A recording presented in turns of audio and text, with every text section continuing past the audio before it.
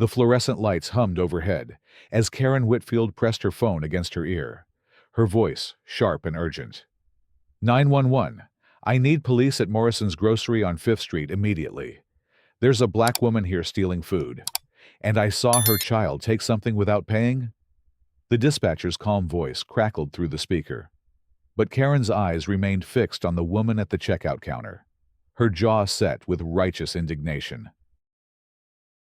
20 feet away, Denise Washington counted crumpled bills with trembling fingers. The single mother of two had been stretching every dollar for months since losing her second job at the restaurant. Her 7-year-old son Marcus stood beside her, clutching a small bag of apples while his younger sister Maya dozed in the shopping cart. The fluorescent lights cast harsh shadows across Denise's face as she recalculated the total in her head, praying she had enough for the essentials. The morning had started like any other. Denise had clipped coupons at the kitchen table while her children ate cereal, carefully planning each purchase to maximize their food stamp benefits. She'd promised Marcus they could get the apples he loved, the ones that reminded him of better times when his grandmother was still alive. Now, standing in line at Morrison's Grocery, she felt the familiar weight of being watched, judged, measured against some invisible standard she could never quite reach. Karen approached with purposeful strides, her designer handbag swinging at her hip. She was a woman accustomed to being heard, to having her concerns taken seriously. As president of the Neighborhood Watch Committee, she'd built her reputation on vigilance, on protecting the community from what she perceived as threats. Her voice carried across the store as she pointed an accusatory finger at Denise. "Excuse me, miss. I saw your boy take that apple and eat it before you paid. That's theft, and I won't stand for it in my neighborhood." The words hung in the air like a challenge, drawing the attention of nearby shoppers. Conversations died mid-sentence as heads turned toward the confrontation brewing at checkout lane 3. Denise's heart hammered against her ribs. Marcus had been hungry during their shopping trip, and she'd told him he could have one apple while they shopped, fully intending to pay for it at checkout. It was something she'd seen countless other parents do without incident. But now, under Karen's harsh scrutiny, the simple act felt criminalized. "Ma'am, I'm paying for everything here. My son had one apple, and it's included in my total." Denise's voice remained steady despite the tremor in her hands. She'd learned long ago that any show of anger or frustration would only make things worse. Karen's eyes narrowed as she studied Denise's EBT card. "I highly doubt you can afford all that food. I've called the police because I know what I saw. Theft is theft, regardless of your circumstances." The words dripped with condescension, each syllable carefully chosen to wound. The young cashier, a college student named Rebecca, looked between the two women with growing discomfort. She'd processed Denise's transaction many times before and had never witnessed any impropriety. The apple Marcus had eaten was clearly included in the itemized receipt, but Karen's aggressive stance made her uncertain about how to proceed. Marcus pressed closer to his mother, his small hand gripping her jacket. At 7 years old, he couldn't fully understand the adult tension swirling around him, but he sensed his mother's distress. Maya stirred in the shopping cart, her afternoon nap interrupted by the raised voices. Other customers began to take notice. Mrs. Chen, an elderly woman who'd been shopping at Morrison's for decades, approached the scene with her walker. She'd watched Denise shop countless times and knew her to be a careful, honest customer. Behind her, 2 teenage boys from the local high school whispered among themselves, their phones already recording the encounter. The store manager, David Rodriguez, emerged from the customer service counter where he'd been handling a return. A 20-year veteran of retail management. He'd seen his share of conflicts, but something about this situation set off alarm bells in his mind. He approached with measured steps, his trained eye already assessing the dynamics at play.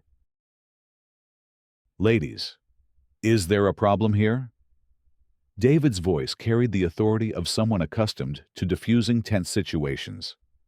He noticed the rigid posture of both women, the scared expression on the child's face, and the growing crowd of onlookers.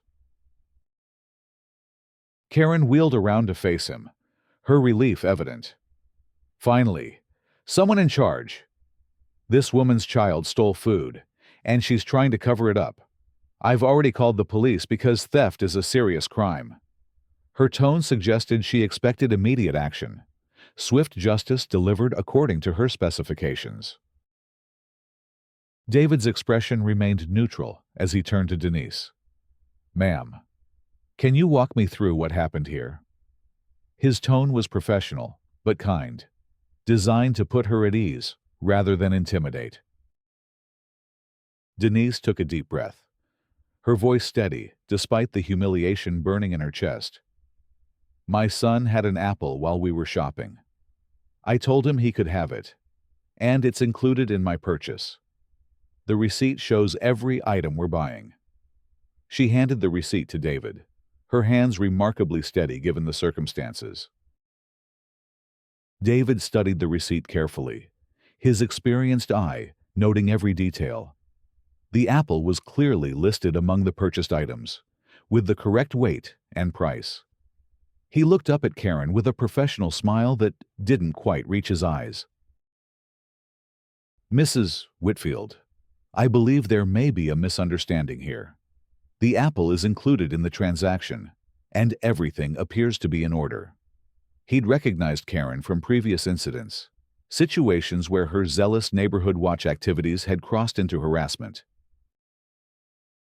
Karen's face flushed with indignation. I know what I saw. You can't just take their word for it. What about security cameras? What about proper procedure? Her voice rose with each word, drawing more attention from shoppers throughout the store. The teenagers with their phones had now positioned themselves for better recording angles, understanding instinctively that they were witnessing something significant. Social media had taught them to recognize moments that could explode into viral content, and this confrontation had all the hallmarks of a story that would resonate far beyond the walls of Morrison's grocery. David nodded thoughtfully. You're right about the cameras. Let me review the security footage to clear this up completely. He turned to Rebecca. Please suspend this transaction temporarily while I check the video. Then to Denise. Ma'am, I apologize for the inconvenience. This will just take a few minutes. The wait stretched like an eternity. Denise stood with her children, feeling the weight of dozens of eyes upon her. Some faces showed sympathy, others curiosity, and a few reflected the same suspicion she saw in Karen's expression. Marcus tugged at her sleeve, his young voice barely above a whisper. Mama, are we in trouble? The innocent question cut through her heart like a blade. This was exactly the kind of situation she'd tried to shield her children from. The harsh realities of a world that would judge them before they'd even had a chance to speak. No, baby. We're not in trouble. Sometimes grown-ups just need to make sure they understand what happened. She knelt down to his level, her voice gentle but firm. You did nothing wrong by having that apple. Mama told you it was okay. Karen observed this exchange with growing irritation.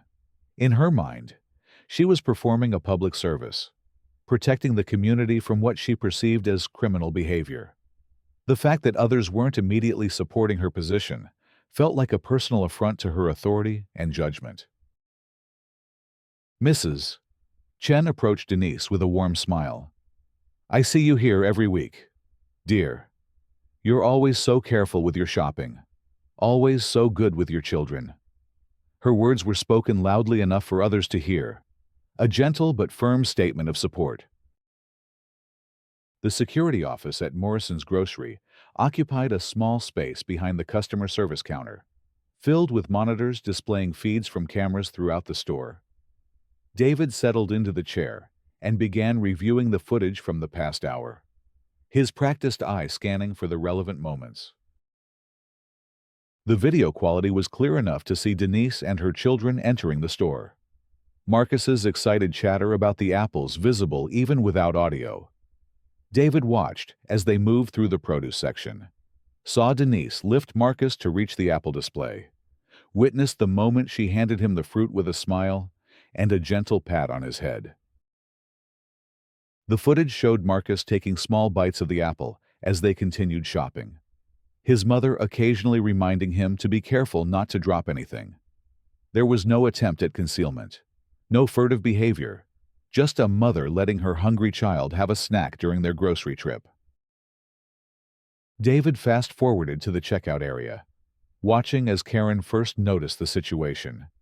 He could see her expression change from casual observation to active suspicion, her body language becoming more aggressive as she watched Denise and Marcus.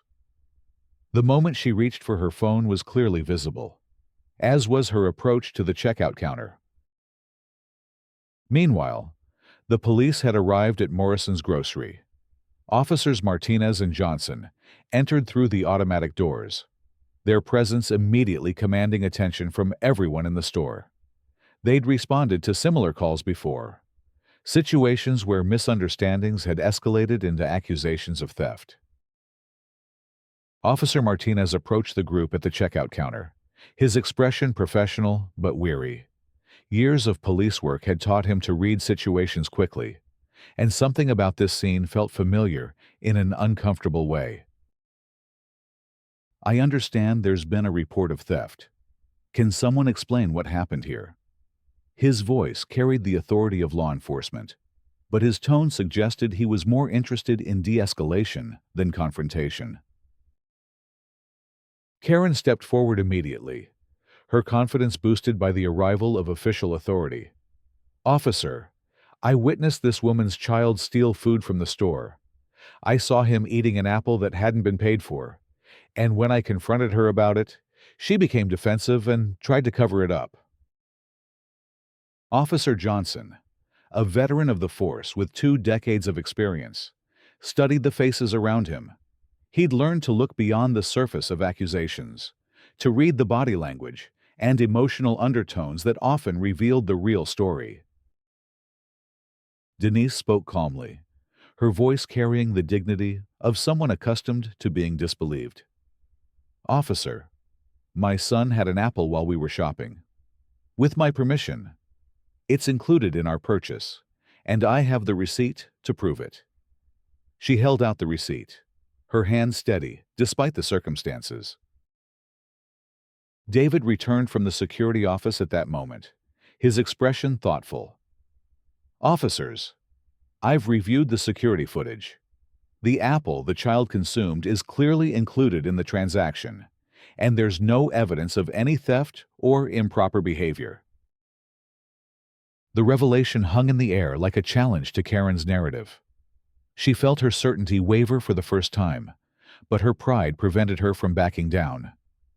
"I know what I saw. Just because you didn't catch it on camera doesn't mean it didn't happen." Officer Martinez studied the receipt and the security footage David had pulled up on a portable tablet.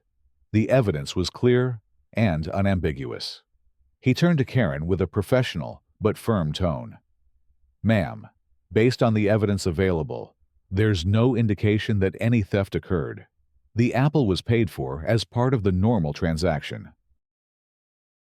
The crowd of onlookers had grown substantially, and several people were openly recording the interaction on their phones. Among them was Sarah Kim, a local journalist who'd been shopping for groceries when she heard the commotion. Her trained eye recognized the potential significance of the story unfolding before her. Karen's face reddened with frustration and embarrassment. "This is ridiculous. I'm a respected member of this community, and I'm being treated like the criminal here. What about the principle of the matter? What about maintaining standards?" "Mrs. Chen stepped forward, her voice carrying the authority of age and experience. "The principle is treating people fairly, and not jumping to conclusions based on assumptions. Her words were gentle but pointed, a rebuke wrapped in the wisdom of years. The teenagers who'd been recording the interaction exchanged glances, understanding that they'd captured something significant. One of them, a high school senior named Tyler, had already begun uploading clips to social media platforms, adding captions about witnessing injustice at the local grocery store. Officer Johnson approached Denise with a sympathetic expression. "Ma'am, I apologize for the inconvenience. You're free to complete your shopping, and there won't be any charges filed because no crime was committed." His tone suggested he'd seen similar situations before and understood the pain they caused. As the police officers prepared to leave, Karen made one final attempt to salvage her position. "This isn't over. I'll be speaking to the store corporate office about this incident. Paying customers deserve protection from theft, and I won't be silenced." David faced Karen with the patient expression of someone accustomed to dealing with difficult customers. "Mrs. Whitfield, you're certainly welcome to contact corporate. However, I want to make it clear that this customer," he gestured toward Denise, "has done nothing wrong and will continue to be welcomed in our store." As the immediate crisis passed, Denise completed her transaction with Rebecca, who offered apologetic smiles and gentle words of support. The ordeal had lasted nearly an hour, turning a simple grocery run into a public examination of her character and intentions. Sarah Kim approached Denise as she prepared to leave, her press credentials visible. "Ma'am, I'm a journalist with the local paper. Would you be willing to talk about what happened here today? I think this story deserves to be told." Denise hesitated, her natural inclination toward privacy warring with a growing sense that silence might enable future incidents. "I just want to take my children home. We've been through enough today." But Tyler, the teenager who'd recorded the incident, had already uploaded his videos to multiple platforms with hashtags about racial profiling and grocery store injustice. The footage, raw and unedited, showed the entire confrontation from beginning to end, capturing Karen's aggressive accusations and Denise's dignified responses. Within hours, the videos had been shared thousands of times. Comments poured in from viewers expressing outrage at what they perceived as blatant racial profiling. The hashtag #GGI Grocery Store Justice began trending as people shared their own experiences of discrimination and harassment. That evening, as Denise helped her children with homework, her phone began buzzing with notifications. Friends and family members were sharing the videos, expressing support and outrage. The incident she'd hoped to put behind her was becoming a public conversation about race, class, and justice in America. Sarah Kim's article, published the next morning, provided context and background to the viral videos.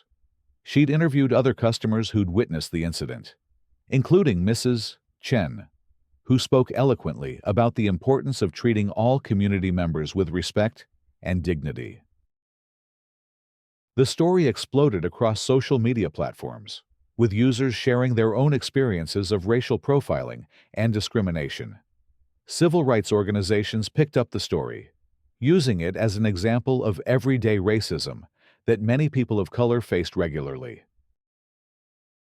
Karen found herself at the center of a social media storm she hadn't anticipated. Her phone rang constantly with calls from reporters. Her social media accounts were flooded with criticism, and neighbors began avoiding her on the street. The incident she'd initiated to protect community standards had transformed her into a symbol of prejudice and injustice.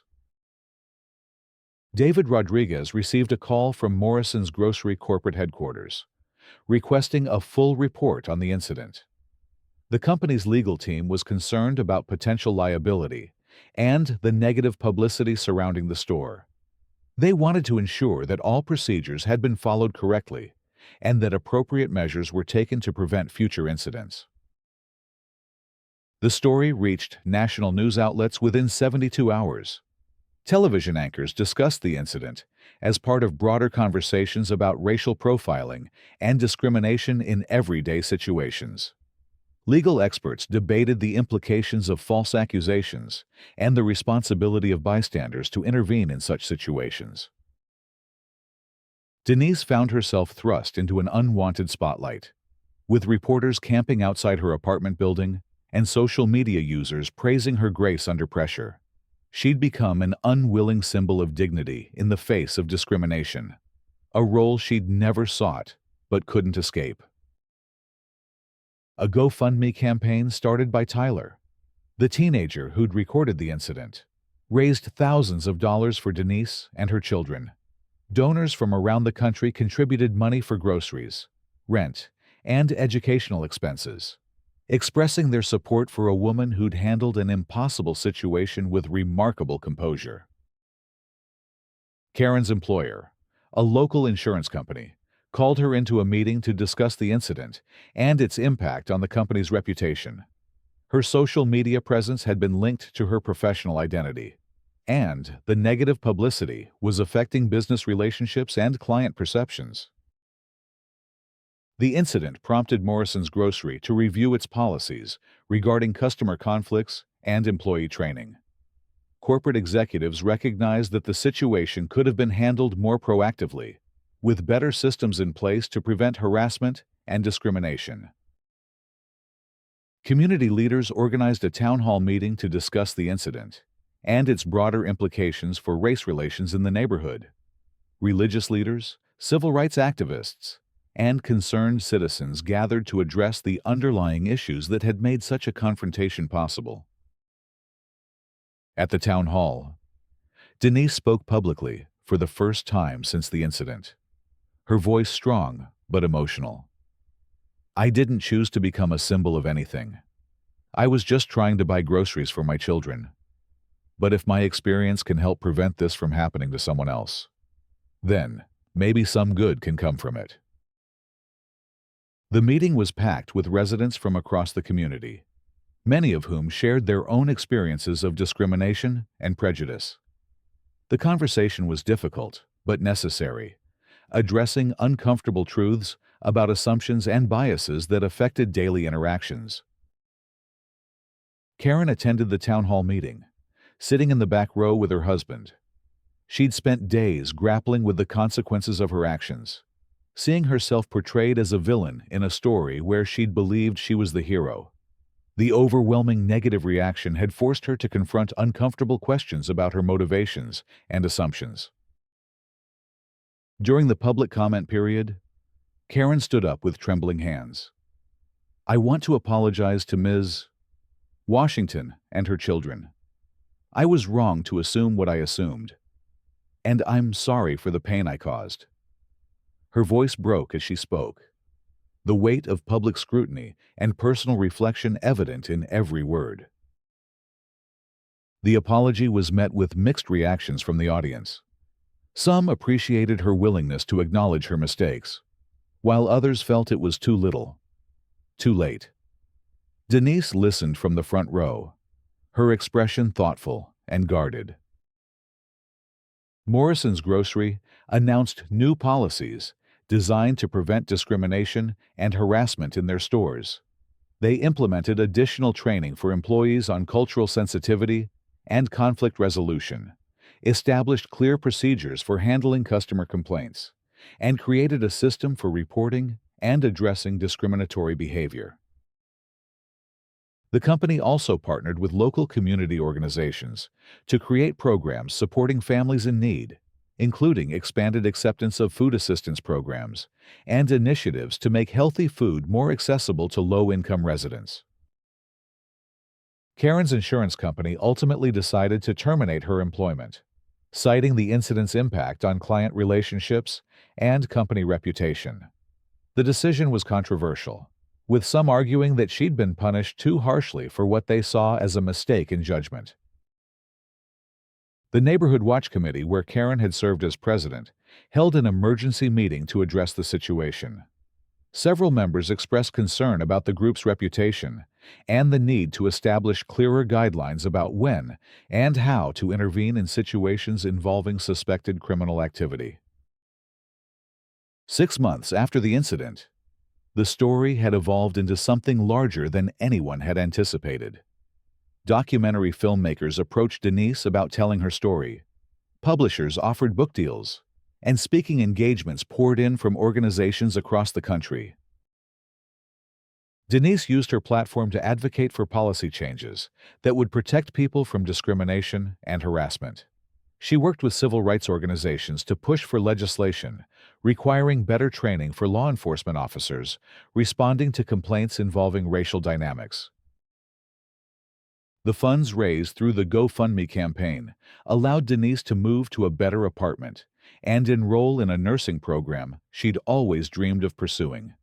Her children thrived in their new environment, and Marcus, now 8, had become something of a local celebrity among his classmates. Karen, meanwhile, struggled to rebuild her life and reputation. She began attending therapy sessions to address the unconscious biases that had contributed to her actions. The process was difficult and painful, forcing her to confront uncomfortable truths about her assumptions and prejudices.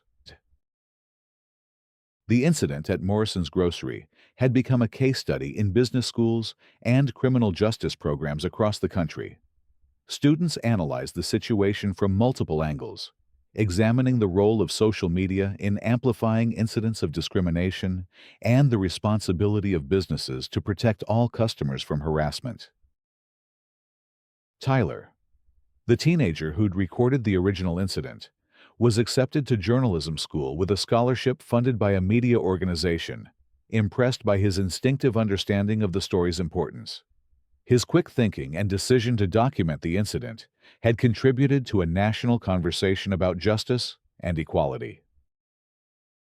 A year later, Denise Washington stood at the podium of a major civil rights conference, addressing an audience of advocates, policymakers, and community leaders. Her children sat in the front row, proud of their mother's transformation from reluctant victim to powerful advocate. "That day at the grocery store changed my life in ways I never could have imagined," she told the audience. "It forced me to confront the reality that dignity and respect are not guaranteed, even in the most ordinary situations. But it also showed me the power of community support and the importance of speaking truth to prejudice." The incident had rippled outward, like stones thrown in still water, touching lives and changing perspectives far beyond the walls of Morrison's Grocery. It had become a reminder that ordinary moments could become extraordinary tests of character, and that the choices made in those moments could resonate far beyond their immediate consequences. As Denise concluded her speech, the audience rose in sustained applause. She thought of that day months ago when she'd stood in line at the grocery store, counting crumpled bills and hoping she had enough for the essentials. She could never have imagined that such a simple moment would become a catalyst for change, a symbol of resilience in the face of injustice. The story of the grocery store incident had become something larger than the sum of its parts. It was a reminder that justice often emerged from the most unexpected places, that dignity could triumph over discrimination, and that communities had the power to choose compassion over prejudice. In the end, what had begun as a moment of accusation and humiliation had transformed into a powerful testament to the possibility of change, growth, and redemption. Marcus, now thriving in school and pursuing his dreams with the confidence that came from seeing his mother's strength, often told his friends about the day his apple sparked a revolution. It was a story he would carry with him always, a reminder that even the smallest acts of prejudice could be overcome by the larger forces of justice and community solidarity.